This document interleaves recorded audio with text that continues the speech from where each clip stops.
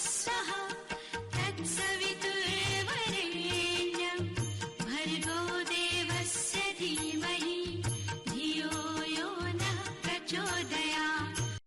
आज का विषय है मन मस्तिष्क जड़ है व शरीर कलेवर। आइए इसे विस्तार से समझते हैं। शरीर मन मस्तिष्क का आज्ञाकारी सेवक है। दोनों आपस में अविच्छिन्न रूप से गुंथे हुए हैं।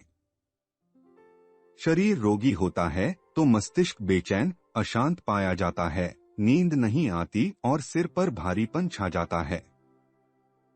यही बात मन पर विपत्ति आने पर शरीर की दुर्दशा होने के संबंध में है। क्रोध में आंखें लाल हो जाती हैं, ओठ कांपने लगते हैं, शरीर आवेश से भर जाता है, भय की स्थिति में गला सूखता है, पैर कांपते हैं, रोए खड़े हो जाते हैं और गहरी सांसें चलने लगती हैं। कहते हैं कि स्वस्थ शरीर में ही स्वस्थ मन का निवास होता है। यह कथन आरोग्य का महत्व समझाने की दृष्टि से कहा गया है, पर वास्तविकता इससे भिन्न है। विशेषज्ञ कहते हैं कि मन के स्वस्थ रहने पर ही शरीर स्वस्थ रह सकता है। शरीर का सामान्य कार्य भोजन से चलता दिखता है, पर उसके साथ यह शर्त जुड़ी हुई है कि वह पच सके तो, अन्यथा अपच रहने की स्थिति में खाया हुआ भोजन विषतुल्य हो जाता है। वह सड़ता है, गैसें बनाता है और वे रक्त में मिलकर समूचे शरीर में घूमती हैं। जहां कहीं भी उन्हें अवसर दिखता है, वहां रुककर रोग खड़ा कर देती हैं। अपच का एक कारण अधिक मात्रा में अभक्ष्य भोजन करना है। दूसरा कारण है मुख, आमाशय, जिगर, आंत आदि से उचित स्तर का, उचित मात्रा में पाचक रसों का स्राव न होना। इस स्थिति में सात्विक और स्वल्प मात्रा में खाया हुआ भोजन भी नहीं पचता। अपच का कोई भी कारण क्यों न हो, वह दुर्बलता और रुग्णता का निमित्त बनता है। यह स्राव मानसिक स्थिति अस्त व्यस्त होने की दशा में मात्रा में स्वल्प और स्तर के हिसाब से घटिया निकलते हैं। इनके कारण आहार पोषक न रहकर शोषक बन जाता है। शरीर पोषण में शुद्ध रक्त की जितनी भूमिका है, उससे भी अधिक उस विद्युत प्रवाह की है जो नाड़ी तंतुओं में निरंतर दौड़ता रहता है, जिसका उद्गम केंद्र मस्तिष्क है। ये नाड़ी तंतु जीव कोशिकाओं को गति भी देते हैं और पोषण भी। इसमें कमी पड़ जाने से भीतर अवयवों की गतिशीलता शिथिल पड़ जाती है। भीतर का खोखलापन बाहर भी आता है। शरीर की क्रिया शक्ति घट जाती है और स्वास्थ्य संतुलन लड़खड़ाने लगता है। इतने पर भी काम तो करना ही पड़ता है। नित्य कर्म से निपटने, भोजन करने आदि तक में श्रम पड़ता है। न्यूनाधिक मात्रा में चलना फिरना तो पड़ता ही है।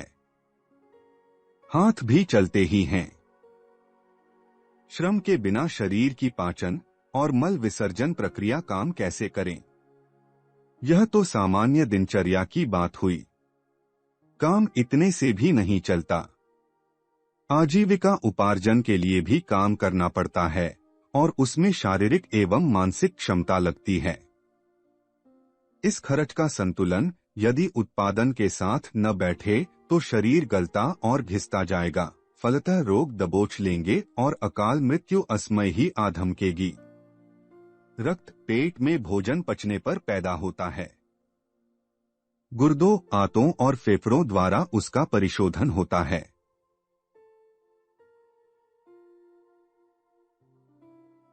हृदय द्वारा नाड़ियों के माध्यम से उसे अंग अवयवों तक पहुंचाया जाता है। हृदय देखने भर में स्वसंचालित प्रतीत होता है, पर वास्तविकता यह है कि अन्य अवयवों की भांति हृदय को भी जिस क्षमता की आवश्यकता होती है, वह मस्तिष्क रूपी बिजली घर में उत्पन्न होती है एवं मेरुदंड के साथ जुड़े हुए अनेक नाड़ी तंतुओं और गुच्छकों द्वारा पहुंचती है।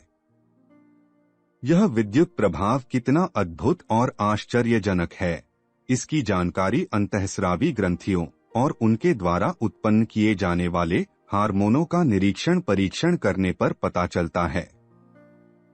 प्रजनन माध्यम से वंशवृद्धि और तात्कालिक सरस संवेदनाओं में जिन जीन्स का हस्तक्षेप होता है उनकी संरचना एवं क्रिया पद्धति और भी अद्भुत है।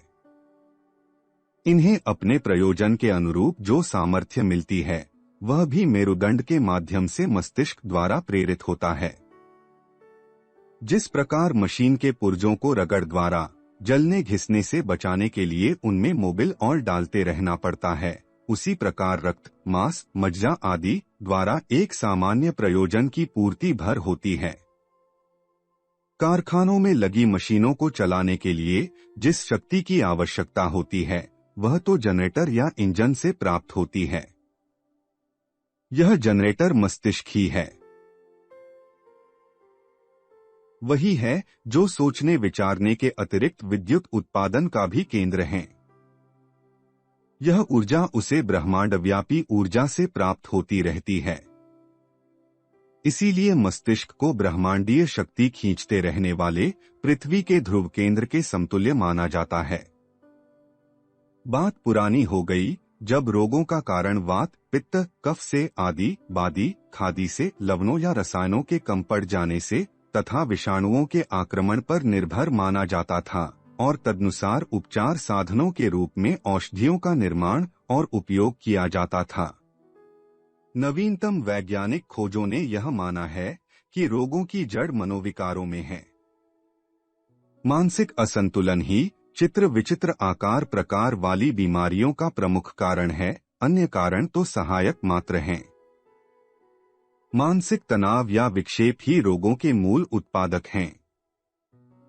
इसलिए आधुनिक चिकित्सक आहार विहार की सामान्य खामियों के अतिरिक्त रोगी की मनोदशा का विवेचन विश्लेषण करते हैं और उस क्षेत्र की विकृतियों को सुधारने पर ध्यान केंद्रित करते हैं। आवश्यक नहीं कि रोगी होने से पूर्व मनुष्य पागल ही हो जाता हो। पागलपन की हल्की फुल्की इतनी शाखा प्रशाखाएं हैं जिनसे पूरी तरह बिरले ही बच पाते हैं। चिंता, भय, निराशा, क्रोध, घृणा, आवेश, उद्विग्नता जैसी संकेत भी विक्षिप्तता की ही छोटी बहनें या सहेलियां हैं। अनैतिक चिंतन या आचरण मन क्षेत्र को मथ डालते हैं।